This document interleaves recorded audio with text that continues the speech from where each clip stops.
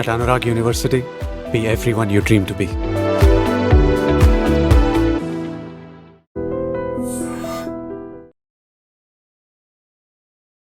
సిక్కులందరూ పవిత్రంగా భావించే గోల్డెన్ టెంపుల్లో పోలీసులు వెళ్ళడం, ఈ రక్తపాతం చేయడంతో ఇందిరాగాంధీకి సిక్కుల మధ్యన గ్యాప్ పెరిగింది. ఆమె హత్యకి అదే ప్రధాన కారణం అనేది ఒక వాదన ఉంది. వాస్తవంటారా? ఖచ్చితంగా సార్. ఎందుకంటే as I told, Sikh community వాళ్ళు పోలీస్లో, పారామిలిటరీలో, ఆర్మ్డ్ ఫోర్సెస్లో ఎక్కువ శాతంగా అప్పుడు ఉన్నారు, ఇప్పుడు ఉన్నారు. అండ్ ఇందిరాగాంధీ గారు పర్సనల్ బాడీ గార్డ్స్ ఎవరైతే ఉన్నారో ఆ ఇద్దరు కూడా సిక్సే సార్. ఈ ఆపరేషన్ జరిగిన తర్వాత కూడా ఇంటెలిజెన్స్ బ్యూరో వాళ్ళు, రా వాళ్ళు ఇద్దరు ఇందిరాగాంధీకి ఇచ్చిన రిపోర్ట్ ప్రకారంగా, మేడం ఈ సిక్ బాడీ గార్డ్స్ని మీరు చేంజ్ చేసుకోండి, ఎందుకంటే ఆపరేషన్ బ్లూ స్టార్ తర్వాత the sentiments are very high, ఎందుకంటే ఆబ్వియస్లీ కోపం ఉంటుంది, కమ్యూనిటీలో కోపం ఉంది, కాబట్టి మీకు సేఫ్ కాదు అని చెప్పినా సరే తను వాళ్ళని చాలా బ్లైండ్గా ట్రస్ట్ చేసింది. సో అందుకే ఎప్పుడైతే ఇంటెలిజెన్స్ వాళ్ళు ఇది చెయ్యొద్దు అని అంటారో, ఇది చెయ్యండి అని లీడర్స్కి అంటారో వాళ్ళు వినాలి సార్. ఎందుకంటే వాళ్ళకి గ్రౌండ్ ఇంటెలిజెన్స్ రిపోర్ట్ ఉంది కాబట్టి, వాళ్ళ చేతుల్లో ఆయుధాలు ఉన్నాయి, నువ్వు దగ్గరగానే ఉన్నావు అంటే ఎవరిని దాటుకొని రావాల్సిన అవసరం కూడా లేదు, నువ్వు మా ముందే ఉన్నావు. సో ఏం చేయాలి, వాళ్ళని ఇండాక్ట్రినేట్ చేయాలి, రాడికలైజ్ చేయాలి. ఈవిడి వల్లేరా నీ స్వర్ణ మందిరంలో మిలిటరీ వాళ్ళు బూట్స్ వేసుకొని వచ్చారు. సో ఎవడైనా సరే మనిషి కొన్ని రోజుల తర్వాత ఇన్ఫ్లుయెన్స్ అయిపోతాడు కదా, అక్కడ అదే జరిగింది. సో ది ఐబీ అండ్ రా గేవ్ ఇంటెలిజెన్స్ దట్ వీళ్ళిద్దరు ఎవరైతే ఉన్నారో వీళ్ళు అన్వాంటెడ్ ఎలిమెంట్స్తో వీళ్ళు మాట్లాడడం మాకు తెలుస్తుంది, సో మీరు వీళ్ళని తీసేస్తే మంచిది అని చెప్పి ఇందిరాగాంధీకి చెప్పినా సరే తను వినలేదు సార్. జూన్లో ఆపరేషన్ బ్లూ స్టార్ జరిగింది, అక్టోబర్లో 31 అక్టోబర్ రోజునే ఇందిరాగాంధీ గారిని అసాసినేట్ చేయడం జరిగింది సార్. ఒక లక్ష్యం కోసం పంపారు ఆవిడ. ఆ లక్ష్యం అంటే పొలిటికల్గా నెరవేరిందా పంజాబ్లో కాంగ్రెస్ పార్టీ? అప్పుడు నెరవేరలేదు సార్, అప్పుడు పెద్దగా నెరవేరలేదు. కానీ 2000 ఇక్కడ 2017లో కాంగ్రెస్ పార్టీ వచ్చింది. కానీ దానికి కారణం కంప్లీట్లీ డిఫరెంట్ సార్. దానికి కంప్లీట్లీ కారణం డిఫరెంట్. కానీ వాళ్ళు అంత కష్టపడ్డారు కానీ అప్పుడు రాలేకపోయారు. బట్ ఖచ్చితంగా 2017లో అయితే వాళ్ళు అంటే ఈ రీజన్తో కాదు కదా, వేరే రీజన్స్ అంటున్నారు కాబట్టి. అంటే ఆ వేరే రీజన్ మరీ రిలీజ్ చేసే సార్. మళ్ళీ 2015లో సార్ ఒక ఇన్సిడెంట్ జరిగింది పంజాబ్లో, దాన్ని బర్గారీ ఇన్సిడెంట్ అంటారు. బర్గారీ ఇన్సిడెంట్ ఏంటంటే ఫరీద్కోట్ దగ్గర బర్గారీ అనేది ఒక ప్లేస్ సార్. ఫరీద్కోట్ దగ్గర గురుద్వారా ఎదురుగా, గురుద్వారా మన హోలీ గ్రంథ్ కొన్ని కాల్ చేసిన కాగితాలు అక్కడ రోడ్డు మీద పడేశారు. దిస్ ఈజ్ ఇనఫ్ కదా సార్. మన దేశంలో ఇంత పెద్ద ఇది జరిగితే అండ్ ఇంకా people will be there. And 2015లో అకాలీదళే ఉంది సార్ పొలిటికల్ పార్టీ అప్పుడు కూడాను. 2015 నుంచి 2017 వరకు Akali Dal could not find the perpetrators of Bargari. అసలు ఎవడు చేశాడు అది 2 సంవత్సరాలు పట్టుకోలేకపోయారు సార్.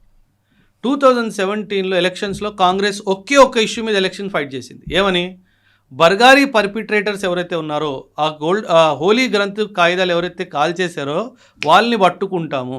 వాళ్ళ ఎలక్షన్ అజెండా ఒక్కటే ఒక అజెండా. 2017లో కాంగ్రెస్ గెలిచింది సార్. 2017 నుంచి 2022 వరకు 5 సంవత్సరాలు కాంగ్రెస్ ఉంది సార్, ఏమీ చేయలేదు సార్.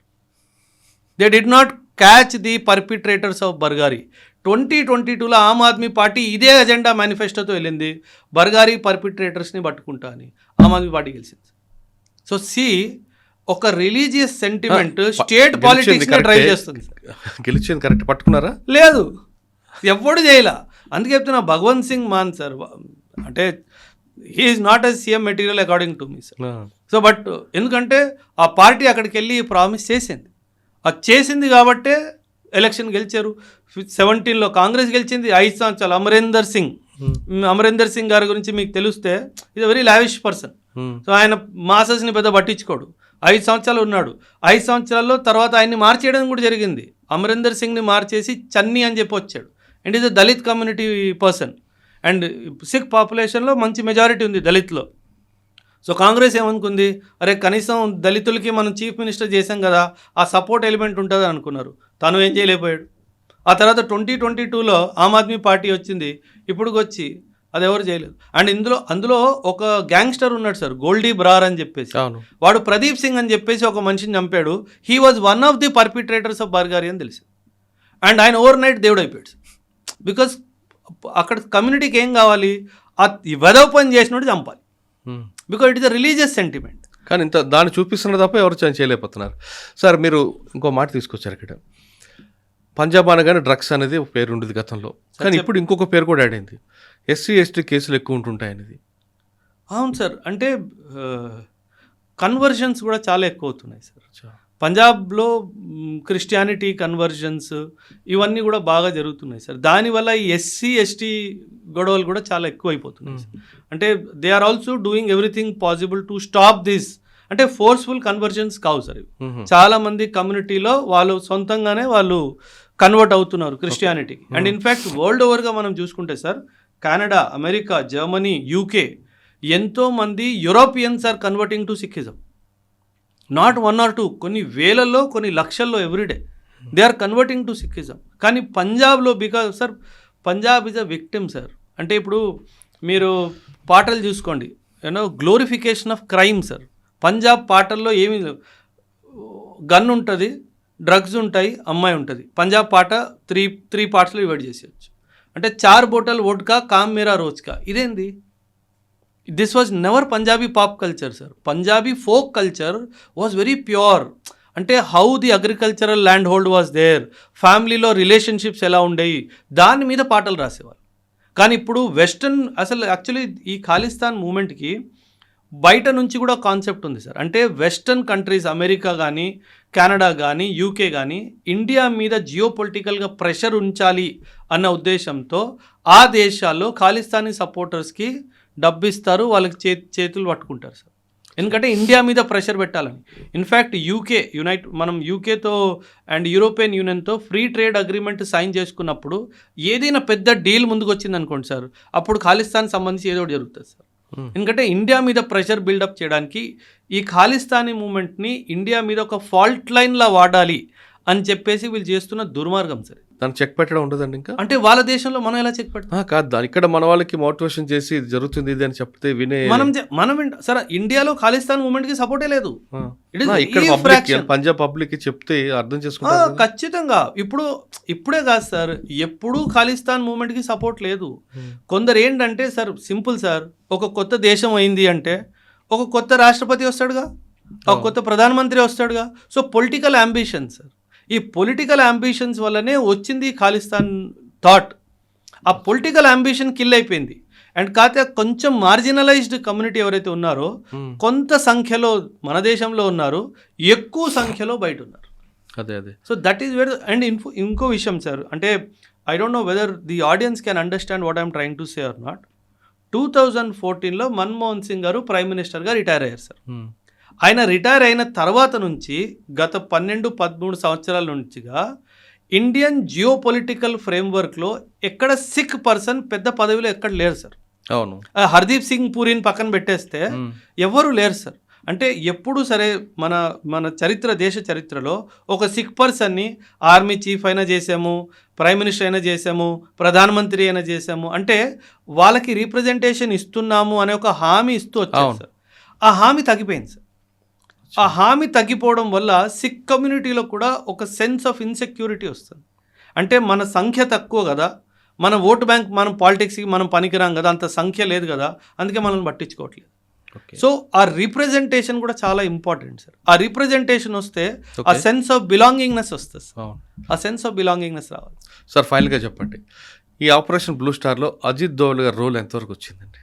అంటే సార్ ప్రీ ఆపరేషన్ మనం దురంధర్ కాకుండా అప్పుడే దురంధర్, ఖచ్చితంగా దీన్ని దురంధర్ 1 అనొచ్చు, దాన్ని దురంధర్ 2 అనొచ్చు సార్. ఓకే, అంటే మొత్తం సార్ ఎప్పుడైనా గుర్తుపెట్టుకోండి సార్, ఏ ఆపరేషన్కి పునాది ఇంటెలిజెన్స్ సార్. అవును, ఏ ఆపరేషన్ సక్సెస్ఫుల్ అవ్వాలి అంటే మన ఇంటెలిజెన్స్ ఎంత గట్టిదో దాని మీదే సక్సెస్ సార్. ఓకే, అప్పట్లో నేను చెప్పే కదా, ఒక డ్రోన్ లేదు, ఒక శాటిలైట్ లేదు, లోపల ఎంతమంది ఉన్నారు, ఏం ఆయుధాలు ఉన్నాయి, వాళ్ళ గన్స్ ఎక్కడ పెట్టారు, ఎలాంటి గన్స్ ఉన్నాయి, వాళ్ళ దగ్గర ఎంత అమ్యునిషన్ ఉంది, వాళ్ళకి ట్రైనింగ్ ఎంత లెవెల్లో ట్రైనింగ్ ఇచ్చారు, ఇవన్నీ తెలియదు కదా సార్.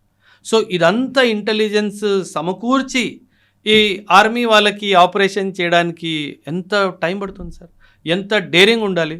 అంటే దానికి పునాది కట్టింది ఆపరేషన్ బ్లూ స్టార్కి ఈయన టీం. సో ఆ క్రెడిట్ మనం ఖచ్చితంగా ఇవ్వాలి సార్. అందులో ఇంటెలిజెన్స్ రోల్ ఒకటేనా, లేదు ఆ రోజు నైట్ జరిగిన వార్లో కూడా ఈయన ఇన్వాల్వ్మెంట్ ఉంటుంది? లేదు, ఉండదు సార్. అది ఆమె ఇన్వాల్వ్ చేయదు సార్. ఎందుకంటే he's not trained for operation, he's trained for intelligence. So ఆయన పని ఆయన బాగా చేసుకున్నాడు, ఆ తర్వాత ఆయన పక్కకి తప్పుకుంటాడు, ఈయన పని వీళ్ళు చేస్తారు. అలా అంటే ఆర్మీలో ఎప్పుడు అంతే ఇంటెలిజెన్స్ వాళ్ళని ఇన్వాల్వ్ చేయరు. సార్, కానీ ఎందుకంటే ఏదైనా వార్ జరిగితే కింద వాళ్ళు డ్రైవర్ సహా అందరూ రావాలంటుంటారు. అంటే అది ఆర్మీ వాడే కదా, అచ్చా, he's not from intelligence. Army వాళ్ళే సార్, వాళ్ళకి ట్రైన్ ఉంటుంది. ఆర్మీలో నువ్వు కుక్ అయినా, నువ్వు మసాల్చి అయినా, నువ్వు బార్బర్ అయినా, నువ్వు డ్రైవర్ అయినా, నువ్వు ఏమైనా సరే basic military training is compulsory for everybody. అంతేందుకు సార్, ఆర్మీలో పూజారి ఉంటాడు, పండిట్జీ, ఆయనకు కూడా pistol authorized. He carries a weapon, he goes to war with you. ఆయన యుద్ధం డైరెక్ట్గా పోరాడకపోవచ్చు, యుద్ధ భూమిలో అక్కడ ఉండాలి. పండిట్జీ ఉంటేనే, ఎందుకంటే పూజ జరిగిన తర్వాత అటాక్ అవుతుంది, పండిట్జీ ఆడే ఉండాలా. So this is very important element sir. అంటే ప్రతి ఒక్కరిది ఒక రోల్ ఉంది సార్. కాకపోతే ఇంటెలిజెన్స్ వాళ్ళని ఆపరేషన్స్లో ఇన్వాల్వ్ చేయాలి sir. Intelligence is a very big asset sir. వాళ్ళ ఆపరేషన్ తీసుకెళ్తే వాళ్ళ పని లేదు సార్ అక్కడ. ఎందుకంటే వాళ్ళ ఇన్ఫర్మేషన్ నువ్వు నాకు ఇవ్వాలి, నువ్వు ఇచ్చేసావు, నీ పని అయిపోయింది, నా పని. అలా ఆపరేషన్ బ్లూ స్టార్ పై ఎంత క్లియర్గా ఆ సినిమా చూసినట్లుగా చెప్పారు ఎస్పీసీ ఓబ్రాయ్ గారు. అంటే ఇందులో రోల్ ఎవరిది అంటే అందరి రోలు కనిపిస్తుంటాయి. పొలిటికల్ కోసం ఒక వ్యక్తి చేసిన ఒక వ్యక్తిని నిర్మిస్తే ఆ వ్యక్తి తనకే శత్రుగా మారితే అది ఎలా నిర్మూలించాలన్నది మనకు బృందన్ వాళ్ళే ఒక బెస్ట్ ఎగ్జాంపుల్. మొత్తం మీద తీసుకుంటే ఆపరేషన్ బ్లూ స్టార్లో అజిత్ దోవల్ గారి రోల్ చాలా బయటకు వస్తుంది. అజిత్ దోవల్ అనగానే మనందరికీ సింధూర్, దురంధర్ ఇవే గుర్తుకొస్తాయి కాదు, అప్పుడే ఆయన రోల్ ఉందనేది చాలా స్పష్టంగా తెలుస్తుంది. ఆ మహానుభావుడు వల్లే ఇవన్నీ కూడా ఇంటెలిజెన్స్ డెవలప్ అయింది.